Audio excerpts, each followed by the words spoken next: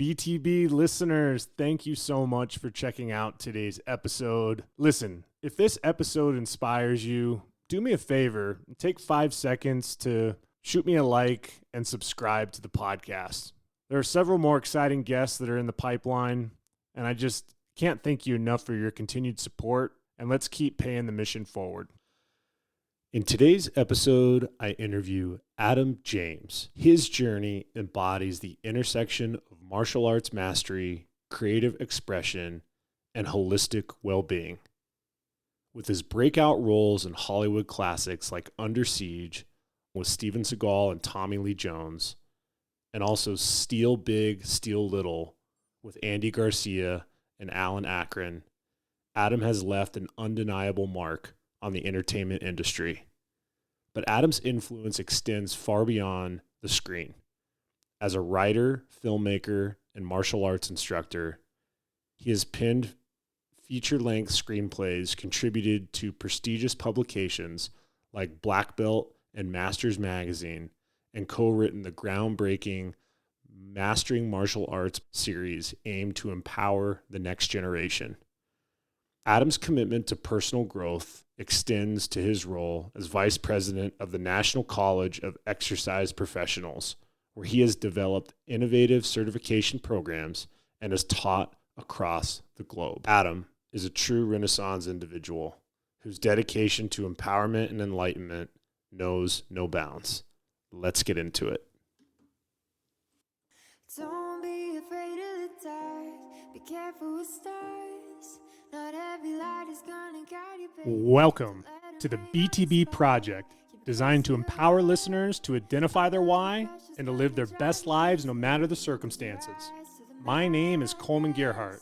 A former athlete and motivational coach, I've had the opportunity to inspire thousands through my story and help accomplish what they are built to be. You'll be encouraged by each and every episode, and let's get into it. Yeah, when I blow up, I'ma soar high like Peter Pan. In real life, be living out my dreams. If I'm waking up, it's in a foreign land. The BTB Project has yet again come across another unbelievably inspirational impact in my life. Being able to work a masterclass with him through my partnership with Evo Sports Collective and learn a little bit more about what makes him tick, his why, and how he's maintaining alignment on a day-to-day basis.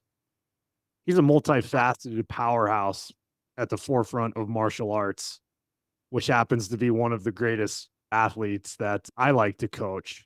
But he also is tapping into fitness, and as a creative, his essence of dedication, resilience, and boundless potential is what he has to give. Mr. Adam James, the honor and privilege to be here today on the BTB Project. Well, it's my pleasure. Absolutely. Thank you so much for having me. Every single time we've been able to connect, I notice a lot about you, Adam, and what you bring to the table. And it's always that expression of being able to anchor positivity in our interactions. And I know you've been doing that throughout your life.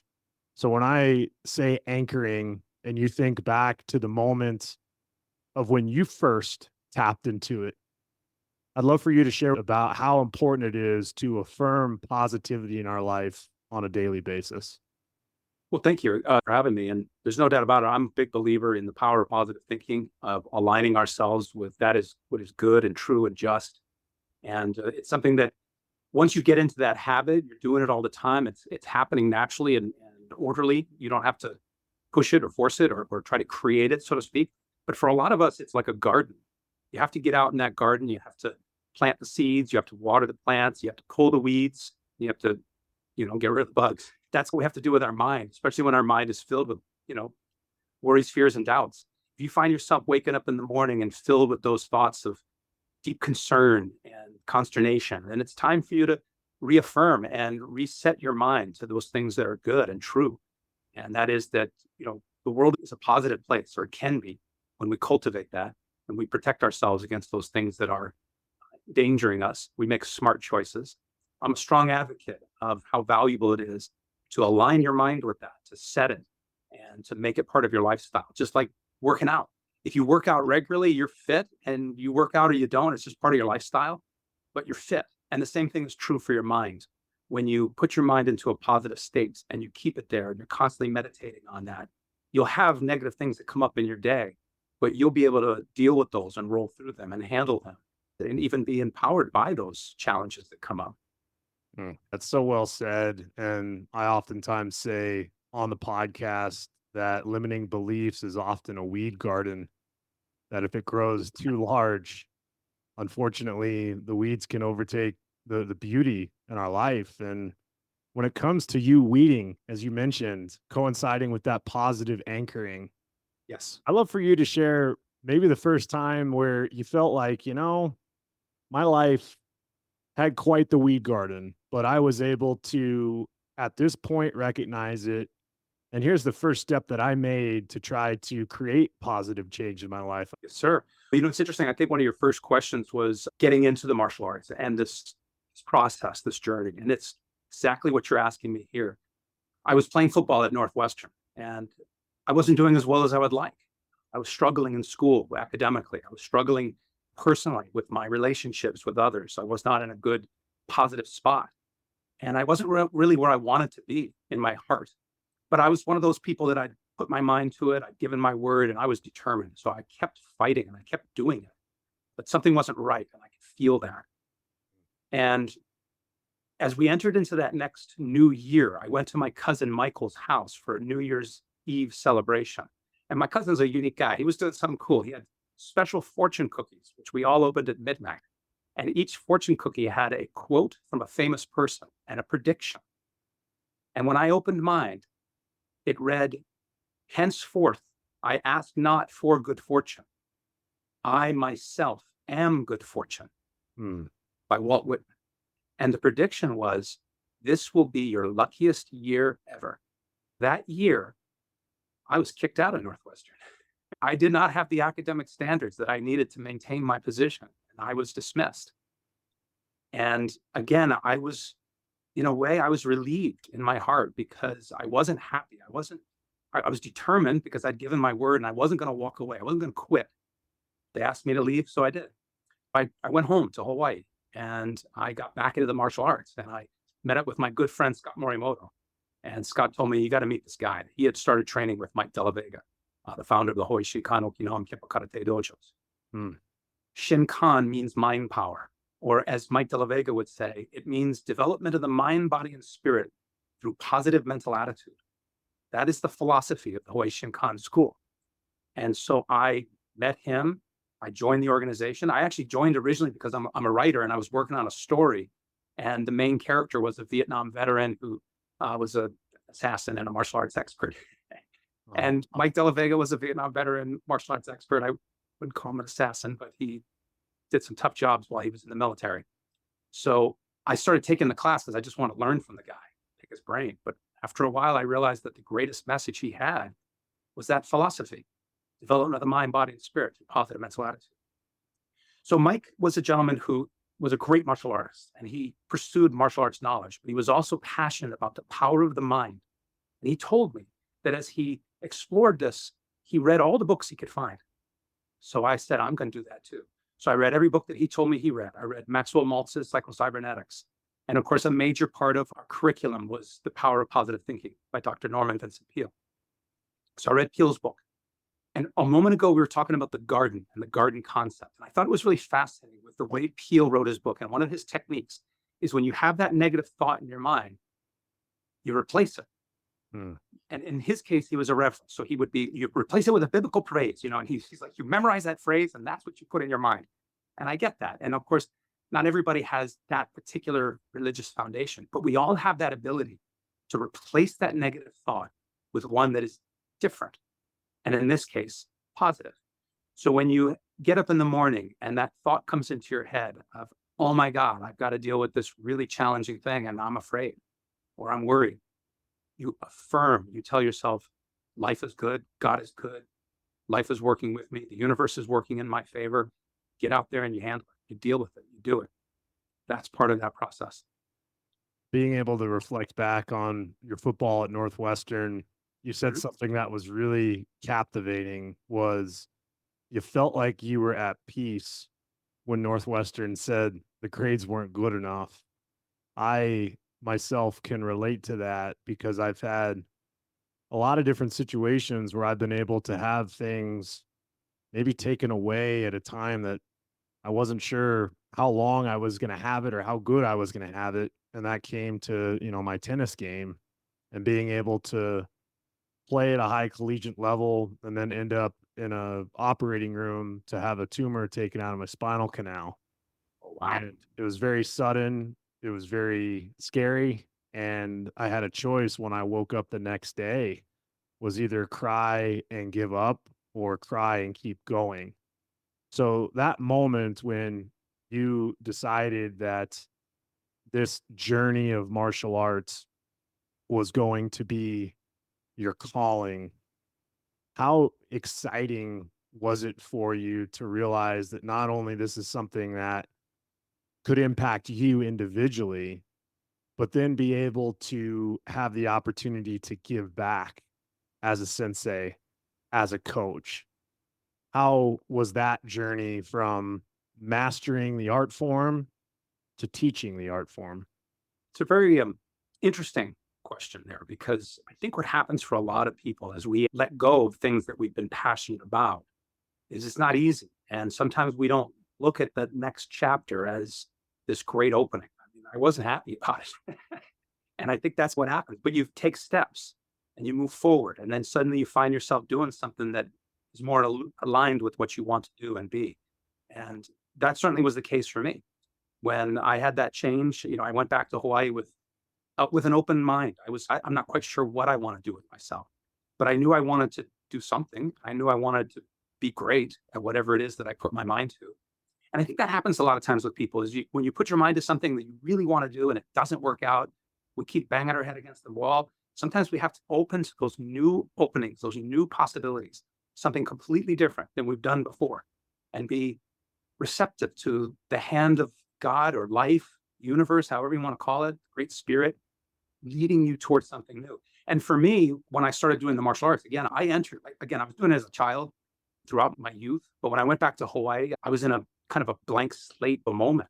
I had pursued football so enthusiastically. I had a lot of talk about going to the NFL with people. And I said, I'm going to pause here. There was still a possibility that I might pursue that, maybe try to go walk on for the University of Hawaii football team or talk to them again, as they had recruited me out of high school, or, focus on the NFL combine. But instead I just said, I'm going to focus on this book. I want to write this book. I want to research this character. And the next thing I knew, I was, fully immersed in it. And as I found myself fully immersed, I was loving it. I loved what I was learning. And I so appreciated the people that I was meeting, how knowledgeable and kind and tough they were. And all those things impressed me. And I suddenly found myself deeper and deeper down that road. And I think that's part of what happens to us in life. When we all of a sudden look up and we see where we're at now, it's okay to reestablish, realign, take a new step, a new direction. In my case, I found where I was heading was very much what I wanted. So I was enthusiastic at that point, and I was very enthusiastic to share and help and teach. Did you feel like there was a lot of similarities even though you were doing martial arts? I know growing up you were a multi-sport athlete, and I always look as I opened this podcast with folks like martial artists, gymnastics, ballet. There's this concept of grounding and body awareness that I see with martial artists that just blow my mind, and it can cross over really to many different sports and also mental toughness in life. Yes. So when it comes to the discipline of martial arts, if you had to share with the listeners what the most important aspect is to you as a teacher, what is the fundamental foundation to having success in a sport like martial arts? Martial arts is a great activity for everybody. I'm a strong advocate of getting everybody out there doing some martial arts. The greatest thing that martial arts will teach you is that mind-body connection aspect and the cultivation of character and discipline, because those things are inherent in martial arts. In order to really get good at it, you've got to focus on developing these skills. And those skills are a holistic approach, which is the other thing I love about martial arts. It's a whole approach. It encourages you to work on your balance, your coordination, your flexibility, your strength, all of those components. Now, some martial arts are more um, focused on a component of the, the application, if you will, of being on the ground, the wrestling aspect. Some are more focused on the standing and distance moments. That to me is really irrelevant as far as your personal development. Find the one that's most comfortable for you. And I do advocate it. I believe that it's going to help everybody. Even if you're not an athlete per se, playing a particular sport, it'll help you in dealing with personal relationships, with challenges and confrontations that might come up in life. But if you are playing a sport, I'm a huge believer that it is going to help you with your balance, your coordination, your speed, your flexibility, and your mind, your ability to take on tough things and be like, you know what, I can get through that. Being able to have just that inspirational message at all times. It's important not just to hear from you and your teachings, but for us to find a way within ourselves to tap into that on a daily basis. Notice how I mentioned artwork, because outside of forehands and backhands, one thing I love to do is I love to do pencil to pad. And one of my free expressions is I love to draw and the creative side. And it's something that I've always been able to tap into. Being a student wasn't always my strong suit. So I can relate to some of those struggles you had at Northwestern when I was at Northern Colorado, trying to keep my grades up so I could still be eligible. But for some reason, art always was something that came easy to me. And it was always a great stress relief. And it just allowed me to express myself. So when I'm talking through that and you're encompassing the art form of what you appreciate with martial arts, what Yes. expression do you believe is the most valuable that helps someone? Well, gosh, I believe that everything that everybody does has these inherent qualities. They're there. It's just we have to cultivate them.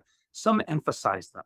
You know, some make it a major focus of every aspect of their journey, of that process. You know, for example, John Wooden, the coach at UCLA for the basketball team. Now, this was a generation back, but he had his pyramid of success.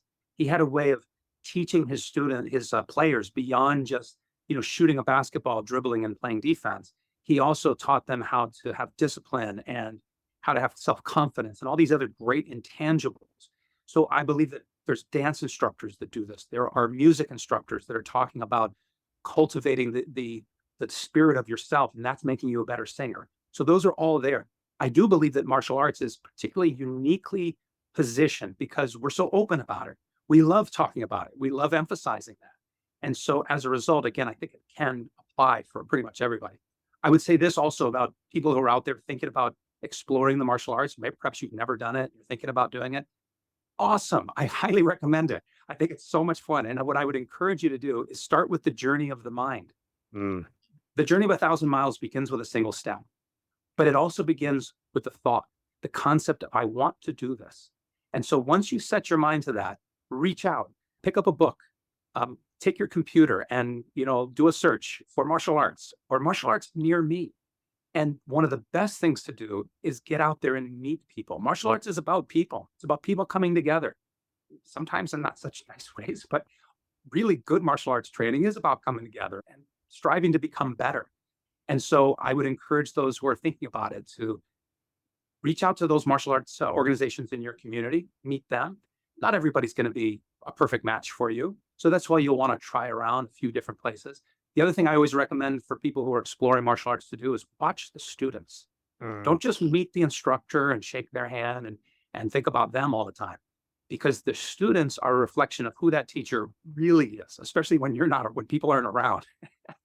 And if they're nice and cordial and polite and encouraging, you know you're in the right place. And if they're mean and tough, you know, maybe you're still in the right place. Maybe that's the right place for you. That's what you're looking for. I don't know. But now you asked me another question about what are some of the things that we can do that really tap into that. And I'm a believer that the mind is the key to this process. So along with reading, the other thing that I highly recommend people do is write, to start a journal, even for your own purpose of writing down your experiences for yourself and perhaps your children or your loved ones in the future that they can read this. The power of writing is incredible. And not only will it help you crystallize your thoughts, better understand what it is that you're thinking about and striving to do, but it will also enable you to share that with others. As you know, my personal story, I made a commitment at 14 years old to go after being a Division I college tennis player. And I still have the notebook in my office when I wrote down that goal. And it's something that kind of sticks with me indirectly today. I want to dive into this concept that you're very passionate about, which is infinite potential. I am a strong believer in this concept of impossible is nothing. I have been very fortunate to be able to give back in a way as a coach that have impacted people because of my journey. But what really makes me tick is to see people excel and accomplish on their journey. And one of my clients shared a quote with me a few years back, and I want to share this quote with you. The quote reads, "Ever tried, ever failed, no matter, try again, fail better." For some reason, Adam, in 2024, as a society, we get so wrapped up in our failures or fear of failure and not wanting to take that risk because we don't want to be deemed as not good enough. When it comes to infinite potential and the truth about failing, I'd love for you to share with the listeners what you've uncovered on your journey. Yeah, so it's interesting you use that phrase, that quote, because it reminds me of a famous martial arts saying, you fall 7 times, you get up 8. Mm, The attitude of, you go down, you get up, you don't quit, you strive on. And that is the martial artist. That's the martial art mindset. And I think it's also true for any champion, as we're saying just a moment ago, whether it's a musician, a business person, a parent, obviously an athlete. There's going to come times when you face adversity. The trials and tribulations of the activity that you're doing will surface, and you must address that. There's a basketball coach, a women's basketball coach, I believe it's Duke University. I can't remember her name right off the top of my head, but they did this wonderful thing where they focused on something that happened. She was in her practice and her players were complaining about something. And she just gave an impromptu speech. She didn't think about it. She didn't plan it. This came out of her. And her message was handle hard better. Her mm, message was, this is what happens. You have tough things happen. And if you want to be a true champion, the great skill to develop is the skill of handle hard better. When those tough things come up, there is a skill to that, a way to quickly address things, to handle them, to focus on the key things first and allow other things which aren't as important to be addressed second. All of those are skills, and being able to develop those in ourselves is really important. And it's so true for any activity, especially athletes. But whether you're an officer of the law, a student at a school, or a parent dealing with a child who's giving you a hard day, yeah. you have to be able to handle that in a way that brings about positivity for them and for you and for the world. So that's so well said. And I was just having this conversation the other day, and I want to get your take on it. Is my dad is getting up into his upper 70s, and he was talking about, I hope I live till I'm 95. And I asked him, are you going to still be living at 95, or are you going to live in a way where you've actually died on the inside at 30, but then you actually end up passing away at 95? This infinite potential piece. And the reason why I bring this up, Adam, Yes. Yes. I feel the weed garden or the difficult circumstance or whatever we are facing in life that doesn't go the way that we want, that sometimes we can let that define us rather than what opportunities and what potential we have. I went on a interesting journey a couple days ago. It was my 40th birthday. And I decided, you know what, Adam, I'm going to walk 40,000 steps on my birthday. Not because I'm trying to show anybody up. It's because I wanted to prove to myself that I could set a goal, attain it, but I wanted each step to be a reminder of where I've been and where I'm going. So as I share that story, and when it comes to your legacy and how you continue to try to define the legacy that you're leaving, how do you handle those moments of being defined by your failure or being defined by your potential? Yes, no doubt about it. A lot of people look at life through the rearview mirror. They're constantly looking at what they've done, what they've been, and that is what they are in their mind. I'm a huge believer that you must look forward. There's that funny quote about, the front window is a lot bigger than the rearview mirror for a reason, because we should be looking forward. So I'm a big advocate of, yes, appreciate what you've done, honor that which you've come from, remember those tough lessons, but then let it go. Forget about it. The past is over. The future is where it's at. And the present is how we create the future that you want. One of my heroes is Grandma Moses. Mm. She was in her 90s when her career took off. She was a quilter. She had been quilting and doing other things. She was a homemaker and cared for her family. But when she was in her 90s, she had done some paintings and she dropped them off at one of these local shops. And she was upstate New York. And a famous art critic just happened to have been driving through town, stopped at the local, thrift shop, saw these paintings and said, "Who made these?" And the guy said, "It's this old lady up the road." He went up, bought them all, bought everything she had, and began to tell everybody, "This is the greatest American artist you'll ever see." Her career took off in her 90s. So no matter what you've done and what you're doing, your future can change. Your future can be completely different, and your future can be truly glorious. And that's part of what I strive to live myself and encourage others to have the attitude of. Look forward. I love that. Yeah, the window in front's a lot bigger than the one that's in the rearview mirror. It could not be better said. And when I look at your career and what you've been able to tap into, we've mentioned martial arts, but here you are having that be a catalyst into acting and being part of what I believe is one of the most unbelievable parts of your resume is being able to cross correlate your passion for martial arts and have it be cinematography favorable to really enhance the art, as we've mentioned throughout this conversation, to tell stories through film. I'd love for you to Yes. share with the listeners about that transition into filmmaking and how these pieces along the way allowed you to hone in on the film piece of your career. Thank you. This is a part of my life that I'm very passionate about. I'm very fortunate. I've had some amazing instructors and teachers and people that have assisted me on the journey. We a moment ago talked about one of my heroes, Grandma Moses. Another hero for me was Bruce Lee.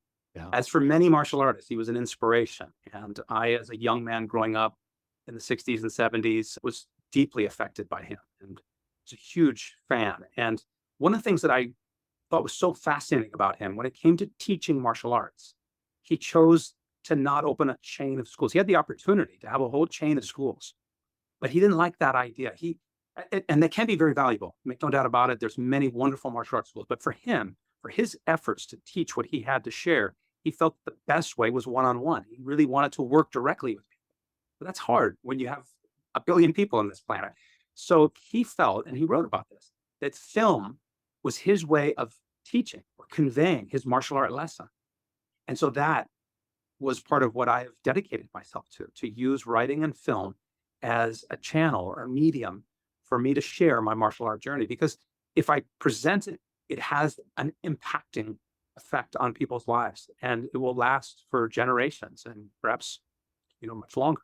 We'll see. So yes, I am very fortunate when I made this decision to pursue acting and filmmaking and I moved to the mainland. My cousin Michael got me an opportunity to connect with the director Andrew Davis, who at that time was getting ready to do a brand new film called Under Siege with Steven Seagal and Tommy Lee Jones. And that was my very first acting job. I got my SAG card on the set of Under Siege, which we filmed in Alabama on the USS Alabama.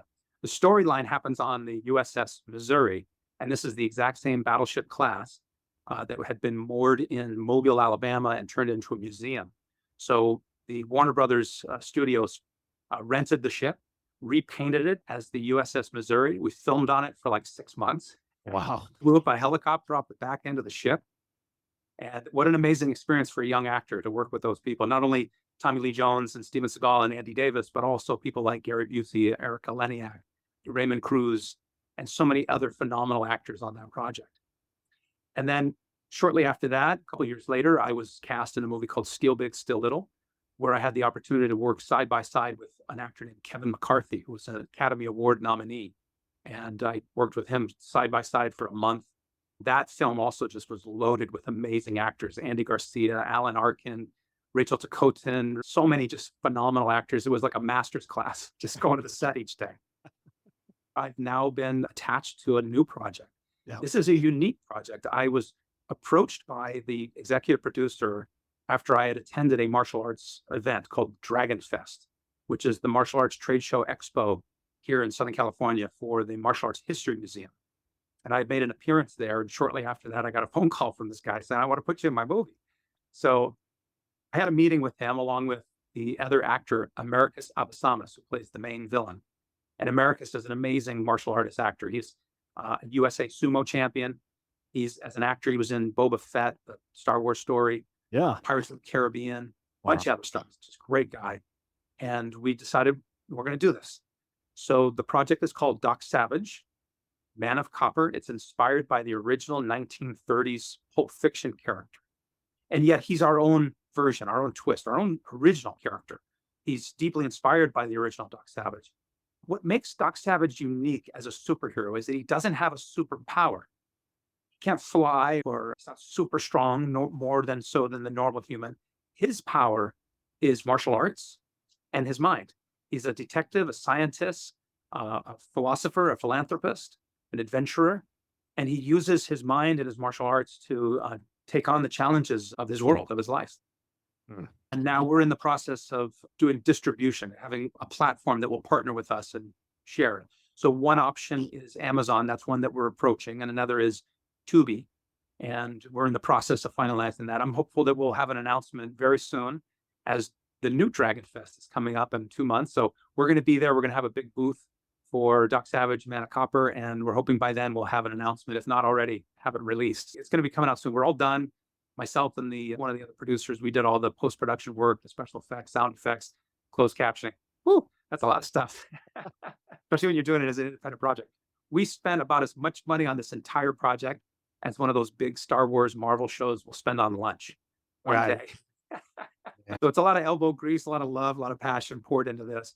But we're hoping people will see it or like it, enjoy it, be inspired by it, want to see more, so we can keep making more.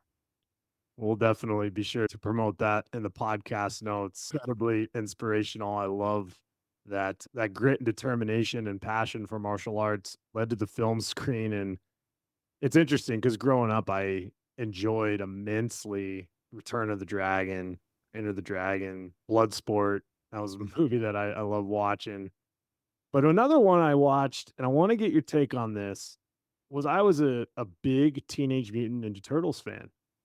So one of the great movies that I remember are live action Ninja Turtles movies. And these guys are performing martial art demonstrations in these turtle suits. And I'm just, boy, how in the world did they do this? But what's even more fascinating, Adam, is I just saw that they're going to release, I believe it's 2025, a new live action Ninja Turtles movie.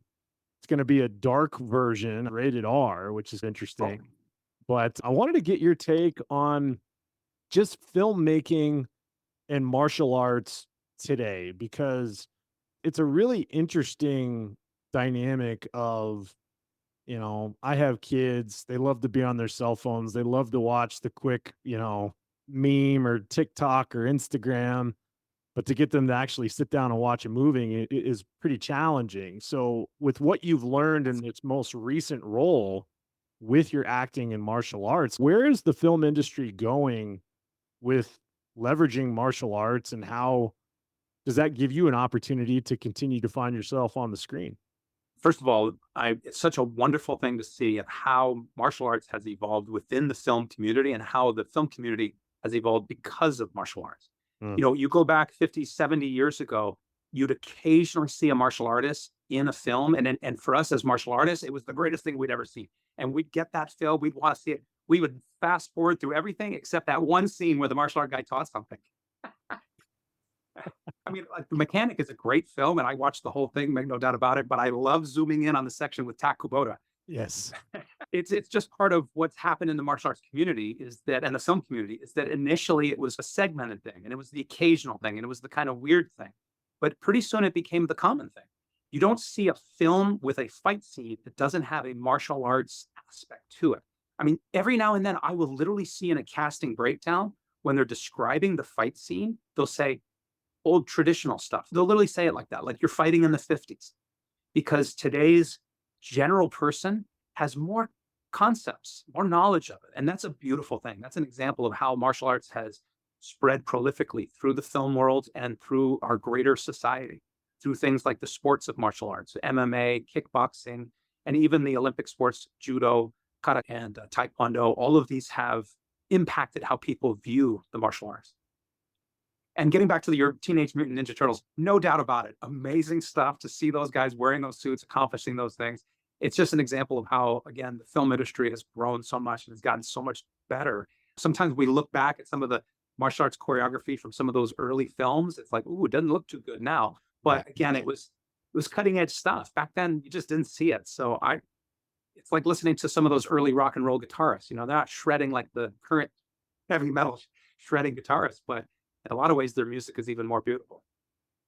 So many ways you've been able to express yourself, Adam. And another piece to your unbelievable journey is book writing and making an impact with your words on paper. You talked about the importance of journaling as a daily practice.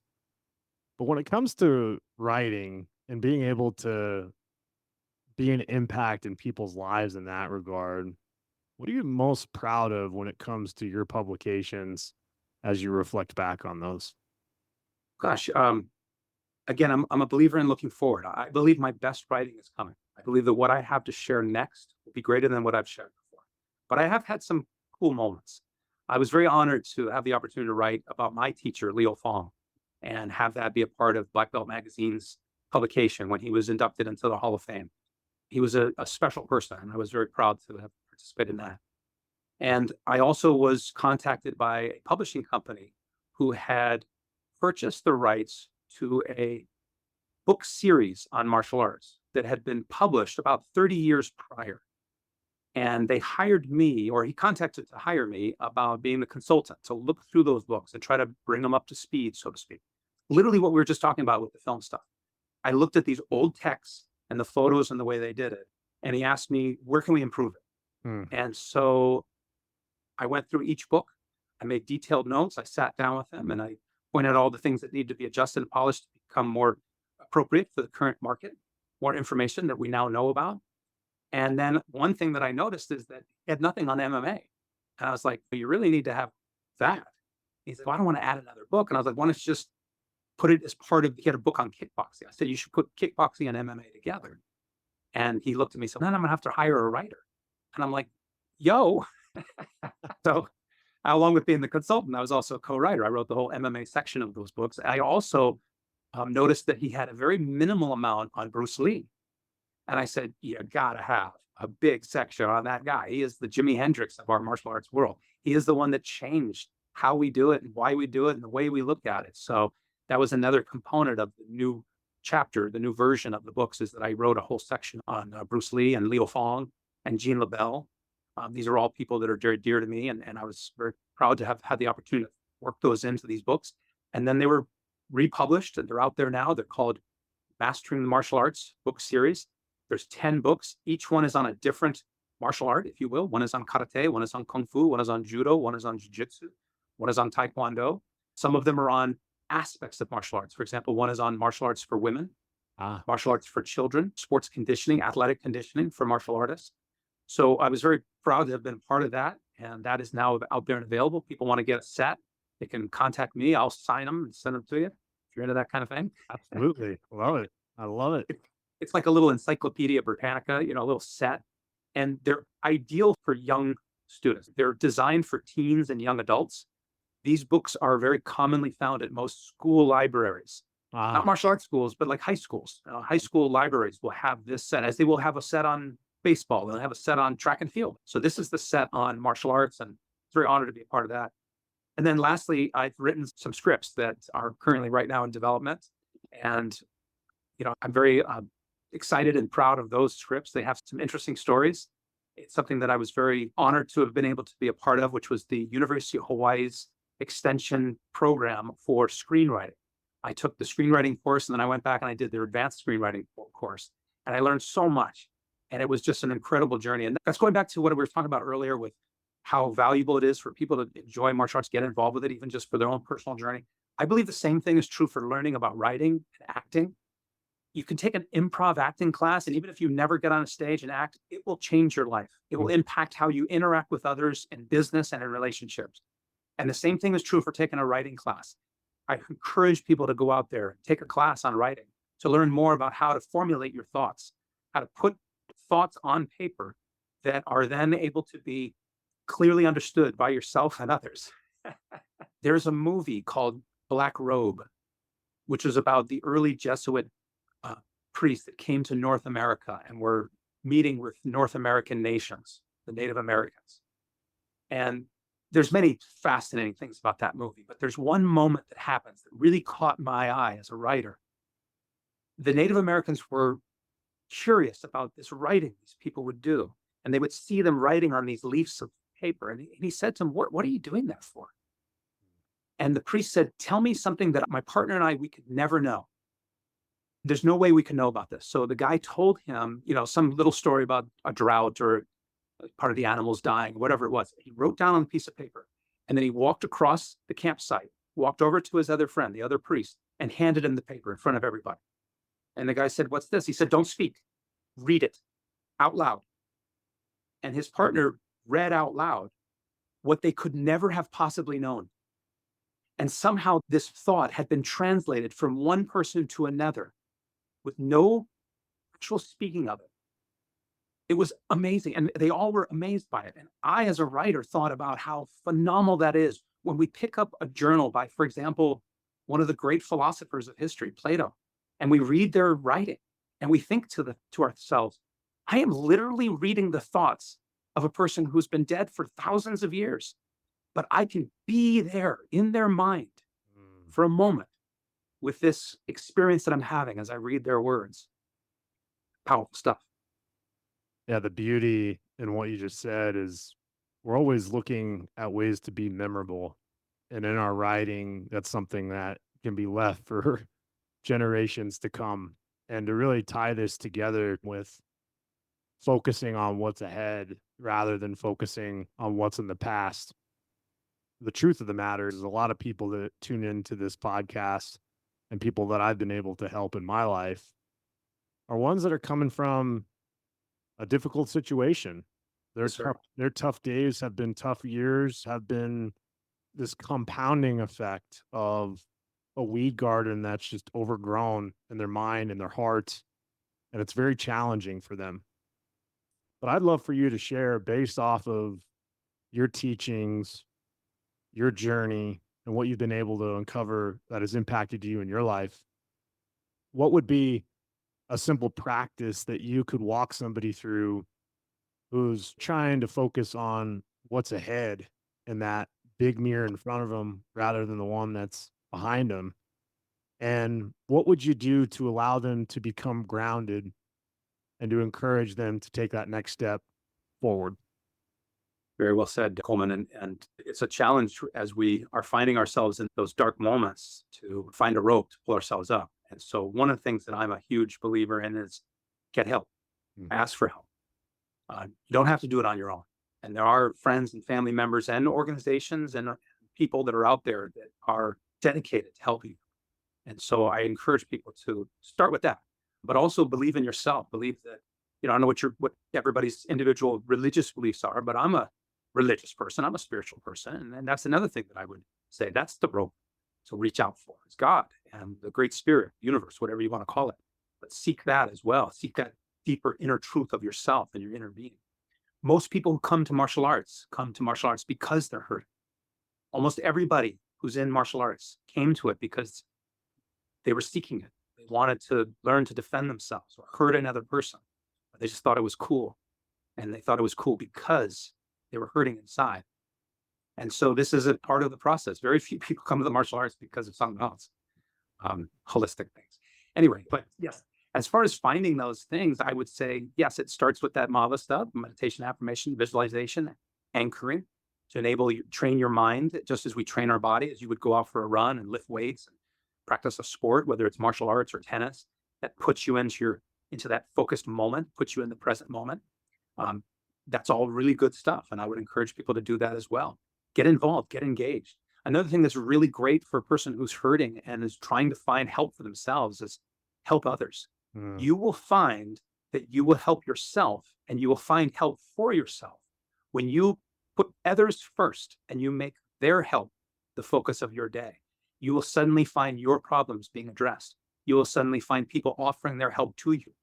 So that is another step that I would encourage people to take. If you're seeking this exit out of the challenges of your life, you're looking for the door to open, to step now into the new beauty of your journey. Look for help and look to help. We've been able to cover a lot with your journey, your story, Adam. I'm just incredibly blessed and humbled for what you bring to the table to be authentic, to be real, to understand that there is a lot of hope and aspiration and opportunity in life. And when it comes to the listeners and how we can find more about you, I'd love for you to share a little bit more about Rainbow Warrior Martial Arts, maybe re-reference that book. All of this again will be in the podcast notes, but how can the listeners learn a little bit more about Adam James? Thank you. Yes, Rainbow Warrior Martial Arts is my organization. You can go to the website, rainbowwarriormartialarts.com. Contact information is there. You can reach me directly. I'm also on all the social media things. On Instagram and X, I'm Sensei Adam James. Facebook, I'm just Adam James. Any way you want to reach me, reach out, DM, all that fun stuff. And yes, Rainbow Warrior Martial Arts is my organization. It's my personal journey. It's an organization to help. Our philosophy is building bridges and aiming for excellence in the martial arts community in the world. My goal is to help bring people together, to help people be more successful, have greater excellence in their life. And to achieve that, I would like to help. If anybody's looking for lessons, they're looking for consultation, they're just looking to talk, ask some questions about the martial arts, I'm here. I'd love to assist. And I'm also, as we talked about, I'm an actor. So I can be reached through my acting endeavors as well for people that are looking for that. I have a new project that's coming out soon, Doc Sauvage. You can check us out on our website, docsavage.com, but it's Doc spelled with a K, D-O-K, Okay. Savage with a U, because it wouldn't be Doc Savage without you. So it's DOKSAUVAGE.com.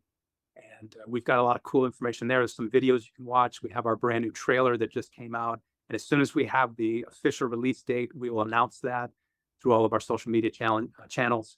And let's see what else. Also, I'm in the fitness world. I am the vice president for the National College of Exercise Professionals. We are one of the pioneers of teaching functional fitness, functional training. And we also have a whole mind training or attitude training component of our work, as well as holistic nutritionist certification, which is also really interesting and cool. Our holistic nutritionist program is just really spectacular. I'm obviously an advocate and biased, but I've been in this industry for a long time. I've seen a lot of other nutritional programs, physical fitness training programs, and what we do here at NCEP is really special. I'm very proud to be a part of that.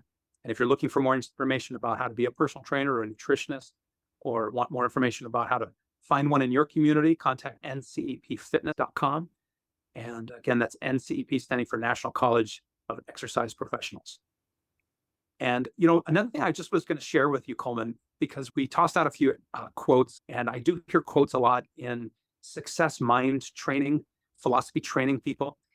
I will share with you an experience that I had with a gentleman named Dr. Cam Ewan. Cam Ewan is another one of my dear friends and mentors. He was the original consultant and choreographer on the television show Kung Fu. He was David Carradine's personal sifu. He was the person that David Carradine said is Kwai Chang Caine, the character from the television show Kung Fu. So Cam Ewan was considered the greatest expert on Shaolin Kung Fu and Thai mantis, praying mantis style combined with Tai Chi, Thai mantis. So one day I gave to Cam a gift, a book of famous quotes.